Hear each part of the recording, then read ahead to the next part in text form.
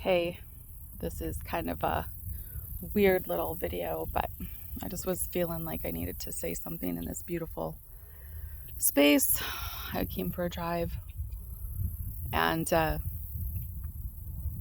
pretty much all about honesty and telling people where I'm at most of the time, but there's certain things that you just kind of hold on to and you don't really talk about them because they're private.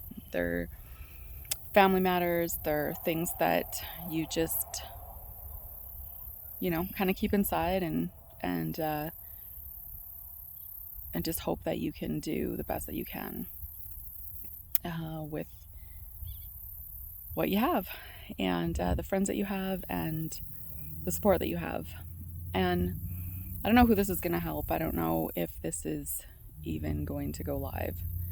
I don't even know if I'm going to post this, but I just need to say this, that if you are someone like me who has been in a position where you're so angry, you're so hurt, you're so betrayed, you're so lost that you don't even want to open the Bible.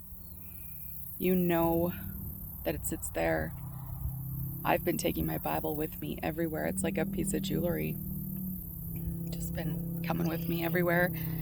And I'm at a campground right now, right off the highway by Waterton. And it's quite lovely, but anyways, I digress. I just wanted to give some encouragement to people who are going through some struggles right now. And honestly, just trying to think about those things that other people kind of disregard. And that is dealing with our spiritual side when we're angry, dealing with our relationship with God when we're angry and when we're hurt. And it almost seems like it's that uncharted territory where people don't talk about it. They don't talk about how they feel distant from God, or that, they don't want to open up their Bible and they're angry at God. And I have never been angry at God, but I don't want to listen to him. I'm at that point where I don't want to listen, and that is willful sin. And I don't know if anybody else has been there. I'm sure they have. I'm sure I'm not alone in this, but I just wanted to give some encouragement to people that I'm there. And I opened my Bible this morning, and it was comforting, and it was what I needed to do. And I felt Jesus just tell me, like, this is where I am, and just don't forget it. And there was things in there, because as you go through problems in your life, it seems like the Lord wants to talk to you directly, and how better than in the scripture. So in Deutoronomy 24, there is a passage in there about like divorce and going back to a spouse.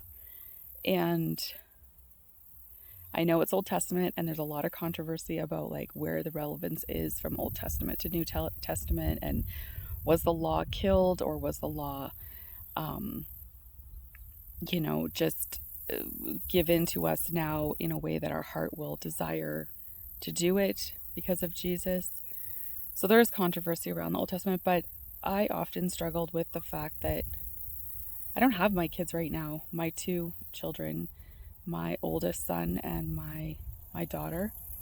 And I struggle so much. Like, I can't even tell you how a day goes by that I get through the day without thinking about them. Oh, I'm getting emotional again, but I just want to say that, like, some days I would say, Lord, I know I have this beautiful new marriage. We have our struggles, but he's God-fearing and I love him. And I have this beautiful 8-year-old son who I love and adore.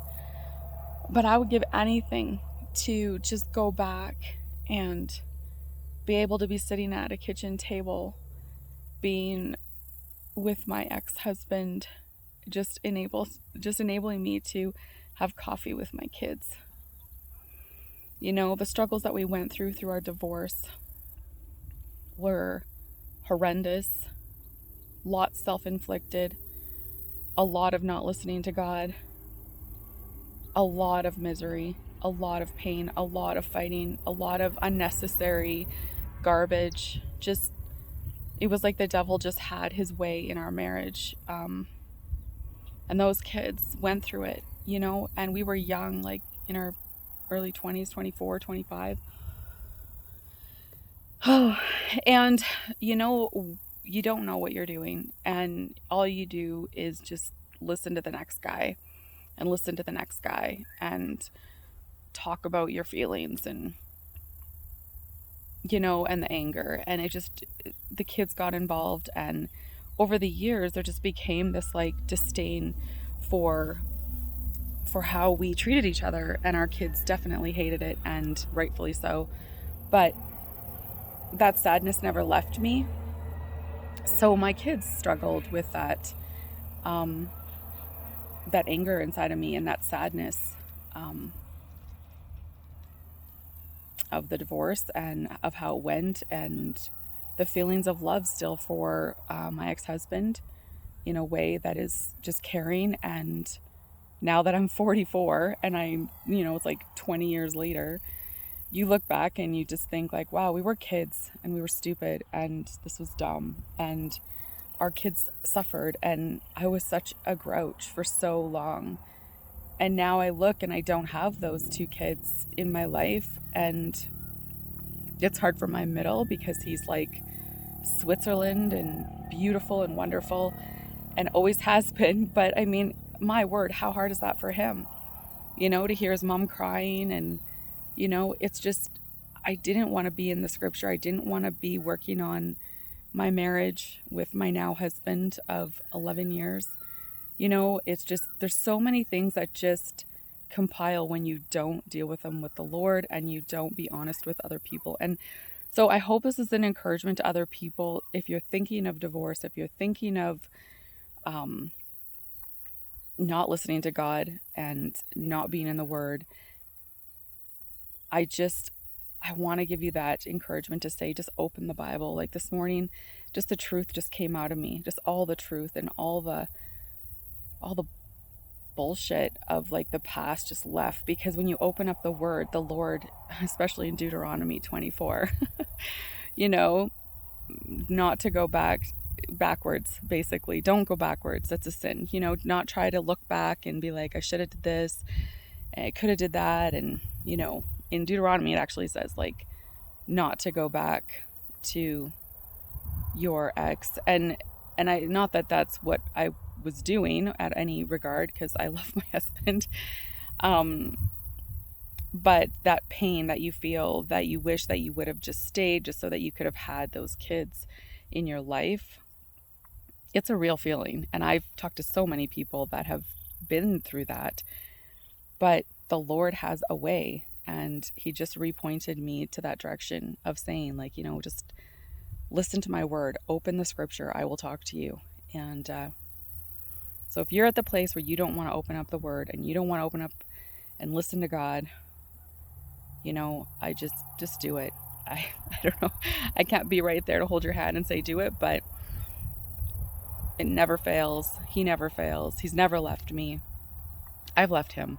I've ran away screaming at times. I've done so many things to just say, you know what, I'm not listening to you. And the last couple of months, maybe even a year, that's where I've been. I'm not listening to you because I want it my way, and I want it to be the way that I want it to be. And right now, it just can't be.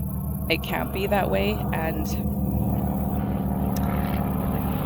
the Lord knows it, and he's doing his work, and I have to have faith that he's doing what he needs to do for the situation.